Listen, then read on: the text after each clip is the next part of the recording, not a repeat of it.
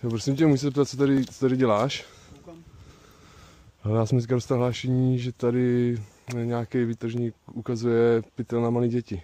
To já ne, já mám děti, že to já mám manželku. No, průser děti byl docela podobný. Měl, nikdy v životě, pane. Máš nějaký doklady? Já mám nahlášenou ztrátu, ale nikdy v životě bych to neudělal a ani bych to neměl v hlavě. Já jsem normální člověk.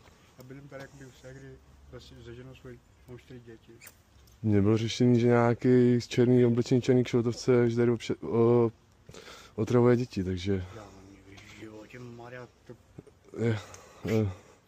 Doufám, že nemáš červený trenky, má prý červený trenky. Já nemám. Modrý, nepřebíknul jsi si je? Ne, nikdy v životě, já jsem normální, že to je. Hele, A teď mám 4 děti a ženu hezkou.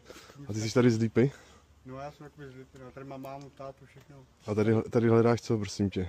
Koukám, jestli není něco, abych prodal, no tak. A šel bys se mnou tady na služebnu jenom, to vyřešit. Není to Dělám si prdel, kámo.